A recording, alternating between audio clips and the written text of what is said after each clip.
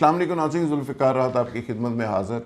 नाज़रीन, चौधरी परवेज़ इलाही का एक वीडियो क्लिप मेरी नज़र से गुज़रा और साथ ही उनकी मिसेस पहली बार मीडिया के सामने आई।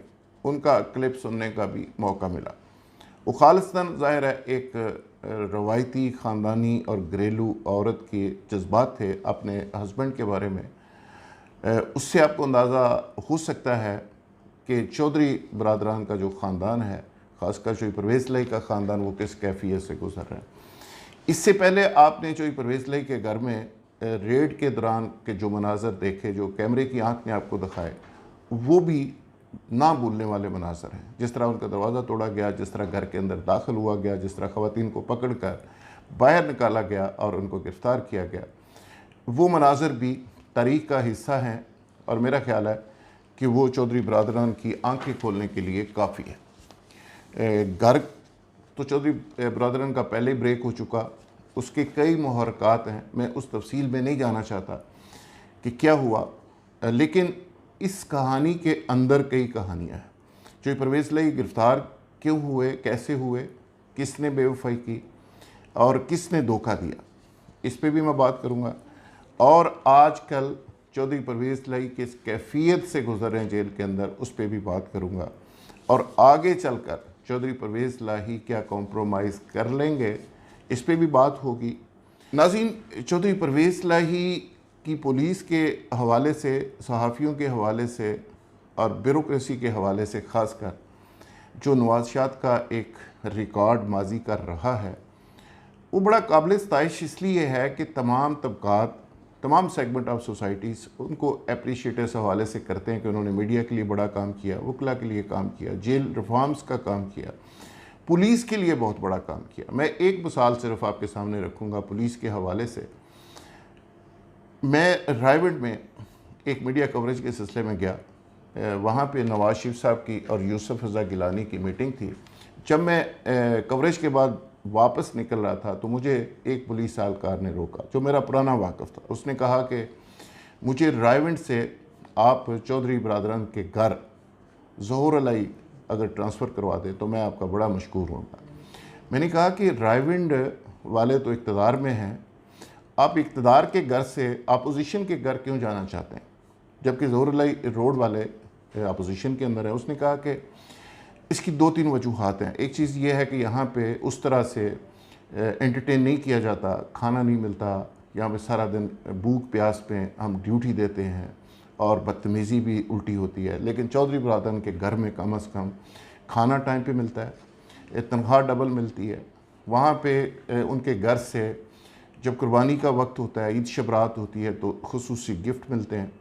अच्छा, ये एक लंबी फ़हरिस्त थी जो उस एहलकार ने मेरे साथ शेयर की और मुझे समझ आई कि पुलिस के लोगों के ऊपर और ख़ासकर जो उनके घर में ड्यूटी देते हैं, उस हवाले से चौधरी बरदरान बड़े कंसर्न्ड होते हैं। लेकिन दूसरी तरफ मैंने देखा जिस तरह चौधरी बरदरान के घर के अंदर पुलिस दाखिल हुई, जिस तरह उनके दरवाजे तोड़े गए और जिस तरह अब चौधरी परवेज़ इलाही के साथ सलूक किया जा रहा है, वो सारी चीज़ें देख के दो चीज़ें मेरे सामने वाज़े हुई। एक तो वो जो पुरानी एक बात है, एक पुराना फ़िक्रा है, पुरानी रवायत है कि सियासत के सीने में दिल नहीं होता, ये बड़ी एक बेरहम खेल है। ये बात तो हकीकत है ही अपनी जगह, लेकिन इसके साथ साथ ये बात भी साबित हुई कि पुलिस एहलकारों के ऊपर, इस डिपार्टमेंट के ऊपर आप जितना मर्ज़ी नवाज़शात कर लें, ये जब इनको मौका मिलता है तो फिर ये अपना आप दिखाई देते हैं। परवेज़ इलाही आज सोच रहे होंगे कि उन्होंने बहुत सारे लोगों के ऊपर नवाज़शात की, बहुत सारे लोगों के ऊपर मेहरबानियाँ की, लेकिन आज कोई भी इस मुश्किल वक्त में उनके साथ खड़ा होने को तैयार नहीं। जेल रिफॉर्म्स के अंदर अब बात कर लें, जेलें भरी हुई हैं जो लोग उन्होंने भर्ती किए हैं, पुलिस भरी हुई है जो उन्होंने भर्ती की है। इसी तरह 1122 से लेके कौन सा डिपार्टमेंट है अपने मुख्तलिफ अदवार के अंदर जो उन्होंने एहलकारों के ऊपर, सरकारी एहलकारों के ऊपर नवाज़शात नहीं की। लेकिन आज सरकारी एहलकार परवेज़ इलाही के साथ क्या कर रहे हैं, ये भी बात साबित हो गई। एक बात और साबित हुई कि चौधरी बरदरान ने कभी भी इस्टेब्लिशमेंट की खुलकर मुखालफत नहीं की। दबे लफ्ज़ों में छोटे मोटे गिले शिकवे तो चलते रहे, लेकिन आज तक उन्होंने कभी खुलकर, जिस तरह اہلیان رائیونڈ نے، جس طرح پیپلز پارٹی کی قیادت نے، زرداری صاحب نے، اور جس طرح عمران خان صاحب نے چیلنج کیا، کبھی بھی چودھری برادران نے چیلنج نہیں کیا۔ اب بھی پرویز الہی صاحب کی جو صورتحال آپ دیکھ رہے ہیں کہ جو ان کی ویڈیو کے اندر میں نے سنا، جس میں انہوں نے کہا کہ 10 دن ہو گئے میں نے یہ کپڑے دو کے پہن رہا ہوں، یعنی 10 دن سے مجھے کپڑے چینج کرنے کا موقع نہیں ملا۔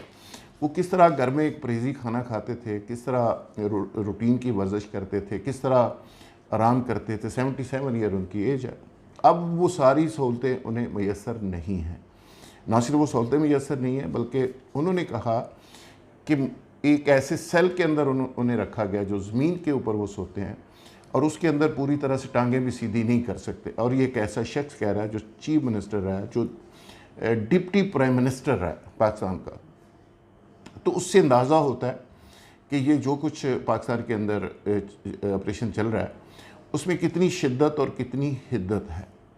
لیکن اب جو آپ کی دلچسپی کی بات ہو سکتی ہے سننے والوں کی، وہ یہ ہے کہ جو پرویز الہی صاحب کھڑے رہیں گے یا نہیں کھڑے رہیں گے۔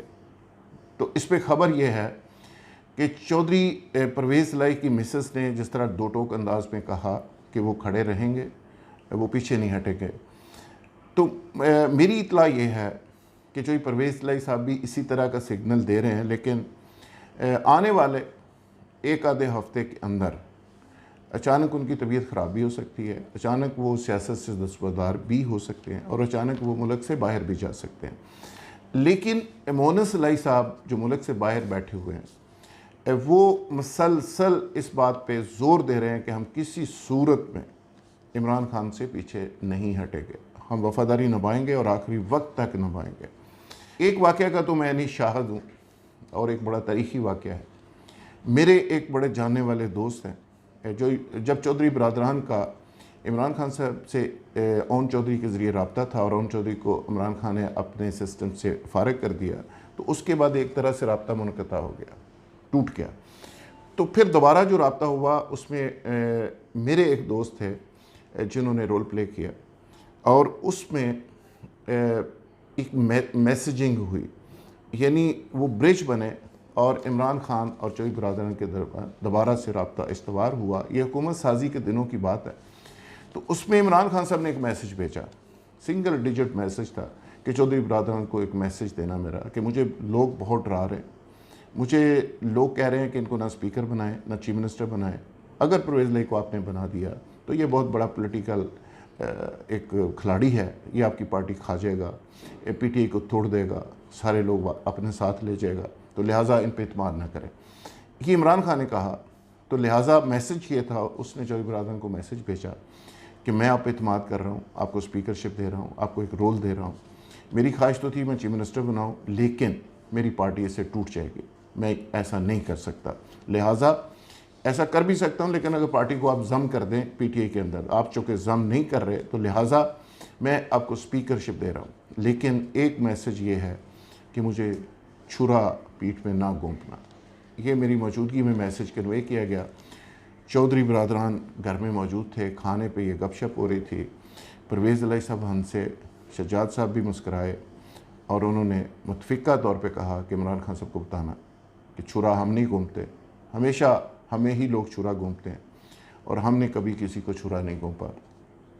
مشرف صاحب نے بھی ہمارے ساتھ زیادتی کی، بے نظیر کے ساتھ چلے گئے اور ہمیں چھوڑ گئے، اور بھی بہت سارے لوگ ایسے ہیں جنہوں نے ہمیں چھوڑا، شریف برادران بھی ہمیں چھوڑ گئے، لیکن ہم نے کبھی کسی کو نہیں چھوڑا، تو اس لیے ہم ان کے ساتھ رہیں گے۔ وہ ایک واقعہ آج بھی میرے ذہن میں ہے۔ اس کو اگر سامنے رکھا جائے، اس وقت اس نشست کے اندر مونس الہی صاحب مخالفت کر رہے تھے، وہ کہہ رہے تھے جی ہم عمران خان کے ساتھ نہیں جا رہے، پھر پرویز الہی صاحب نے اور شجاعت صاحب نے ان کو روک دیا، ان کو کہا جی آپ خاموش رہیں، انہوں نے کہا جی نہیں ہم نہیں جا سکتے۔ اس کی ایک وجہ یہ تھی کہ عمران خان صاحب ان دنوں میں مونس الہی صاحب کا نام بھی نہیں سننا چاہتے تھے، اور سخت ترین ان کے خلاف تھے، وہ مونس الہی صاحب کو وزیر بھی نہیں بنا رہے تھے، اور مونس الہی صاحب کا نام بھی برداشت نہیں کرتے تھے۔ لیکن بعد میں خیر دوستی ہو گئی، اور آج کل مونس صاحب کی اور عمران خان صاحب کی نہ صرف کمیونیکیشن ہے بلکہ پنکی پیرنی صاحبہ اور مونس صاحب بھی کمفرٹیبل ہیں۔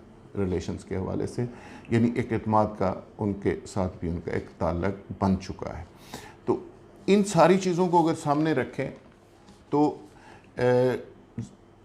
پرویز لائی صاحب کو ابھی بھی آخری وارننگ کے طور پہ کہا جا رہا ہے کہ وہ اپنے آپ کو سدھار لیں، کوئی ایسا فیصلہ کر لیں تو ان کے معاملات پر نظر ثانی ہو سکتی ہے۔ لیکن ابھی تک جو خبر ہے وہ یہ ہے، ابھی تک ریزسٹ کر رہے ہیں، لیکن ایک اندرونی ذرائع نے یہ دعویٰ کیا ہے کہ وہ اگلے ہفتے تک سیاست چھوڑ سکتے ہیں اور باہر جا سکتے ہیں۔ ان کی گرفتاری بھی ایک ڈرامائی واقعہ ہے۔ گرفتاری کیسے ہوئی کہ احساس ادارے کے ایک سینئر افسر نے ان کو کہا کہ آپ کو گرفتار نہیں کیا جائے گا، آپ گھر سے نکلیں اور گلگت بلتستان چلے جائیں۔ انہوں نے سامان لیا، گاڑی میں رکھا، خانسامہ لیا اور سفر پر روانہ ہو گئے۔ گھر سے باہر نکلے تو دھر لیے گئے۔ تو یہ ایک طرح سے ٹریپ تھا اور اس کا وہ شکار ہو گئے، اور آج کل ان کے خاندان کے اندر اس بات پہ شدید گلہ اور غصہ پایا جاتا ہے کہ ہمیں ٹریپ کیا گیا اور ہمارے ساتھ دھوکہ کیا گیا۔ سیاست میں دھوکے ہوتے رہتے ہیں، اسی لیے تو کہتے ہیں کہ سیاست کے سینے میں دل نہیں ہوتا۔ لیکن چودھری پرویز لائی جیسا شخص جو پرانا روایتی سیاستدان ہے، روایتی سیاست کے اتنے بڑے کھلاڑی کو ایسے ٹریپ کو تو بہرحال سمجھنا چاہیے۔ بہت شکریہ۔ کل دوبارہ انشاءاللہ اگلے پروگرام میں کسی نئے ایپیسوڈ کے ساتھ حاضر ہوں گے۔ بہت شکریہ۔ Thank you very much.